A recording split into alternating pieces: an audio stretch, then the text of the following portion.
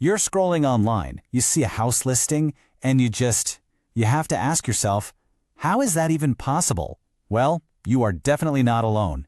Today, we're going to dig into why that classic American dream of owning your own home is starting to feel more like a total fantasy for, well, pretty much everyone. I mean, look at this. You might think this is a joke, right? A meme? Nope. This is a real listing. It's the perfect example of a housing market that has gone completely off the rails. So the big question is, how on earth did we get to a point where a shack costs over $1 million? That's exactly what we're here to figure out. Okay, so let's get into it. The housing crisis isn't just one thing. It's like this giant, tangled knot of problems, all feeding into each other. So in this explainer, we're going to pull on each one of those threads, one by one, to see how this whole thing unraveled. All right, our investigation kicks off with the most basic rule of economics you can think of: supply and demand. And right now, the supply of houses for sale is, well, it's tiny. There's a massive shortage. And to understand why, we have to look at the people who already own homes and figure out why on earth they aren't selling. And this brings us to our first major clue. It's something economists call the lock-in effect. Think of it like this. Millions and millions of homeowners are basically wearing golden handcuffs. They've got these ridiculously low mortgage rates from a few years back, and it's a deal that is it's so good, it would be financially crazy to give it up. Let's just look at the raw numbers here, because they tell the whole story. Say you were lucky enough to buy a house back in 2021. You probably snagged a mortgage rate around 3%. Awesome, right? But if you wanted to sell that house and buy a new one today, well, you'd be looking at a rate closer to 6.2%. That means your monthly payment would jump by 50 to 80% for the same exact house price. Who can afford that? It's a complete non-starter. So what's the result of all this? A totally stagnant market. It's frozen solid. When hardly anyone is selling their homes, the few that do come up for sale become this feeding frenzy. You get insane bidding wars, and that just pushes prices through the roof for everybody else trying to buy. Now, this kind of frozen, high-stakes market, it creates an opening, an opportunity for a whole new kind of buyer to step in. And let me tell you, this buyer doesn't play by the same rules as you or me. We're talking about Wall Street. Big, institutional investment firms are now treating single-family homes like they're just another stock in a portfolio. They're not just buying a house, they're buying up entire neighborhoods, all to turn them into rental properties. This isn't a small change. It's a fundamental, game-changing shift in who owns American homes. And the scale of this, it's just staggering. I mean, look at this. In certain areas, these giant corporations own almost a quarter of all the single-family homes, and they're not buying mansions. They're targeting the exact starter homes that have always been the first step on the ladder for young families. So how are they winning so easily? Well, their strategy is pretty simple. Just overwhelm everyone else. They come in with all-cash offers. They're bidding $20,000, $30,000, even $50,000 over the asking price. How is a regular family with a mortgage pre-approval supposed to compete with that? The short answer is, they can't. And once they buy the house, poof, it's off the market for good and becomes a long-term rental. Okay, so let's get to the part that probably feels the most personal.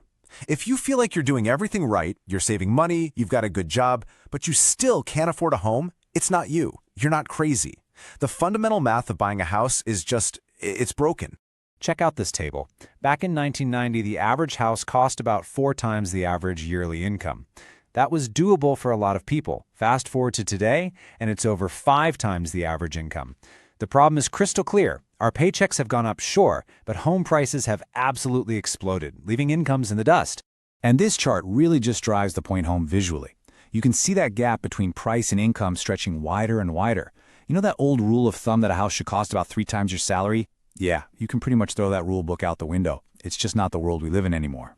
So what does that widening gap mean in the real world? It means the single biggest hurdle for buying a home, the down payment, has become a giant, insurmountable wall. We're talking about needing to save up around $85,000. Now I ask you, how is anyone supposed to save that kind of money when they're already paying record-breaking rent every single month? It's basically impossible. And as if all that wasn't enough, there's one more layer to this mess. We've got this demographic perfect storm brewing, and it is pouring gasoline on an already raging fire. So here's the squeeze. On one side, you have millennials, who are the largest generation in history, and they're all hitting their peak home buying years right now. Massive demand. On the other side, you have baby boomers, who own a huge number of these homes. But because of that lock-in effect we talked about, they have zero financial reason to sell and downsize. The result? Total generational gridlock. Too many buyers, not enough sellers. So let's put all the evidence together. You've got a frozen market thanks to low interest rates. You've got corporate Wall Street buyers with unlimited cash. The basic math of income versus price is completely broken, and you have a massive generational squeeze. The verdict is pretty clear. We're not just in a tough housing market, we are witnessing a fundamental shift in the very structure of American society. And that shift has a name. Experts are starting to call it the permanent renter class. It's exactly what it sounds like, a huge and growing group of people who, through no fault of their own, are completely locked out of homeownership. People who could work hard their whole lives, save diligently, and still never have a realistic path to buying a home.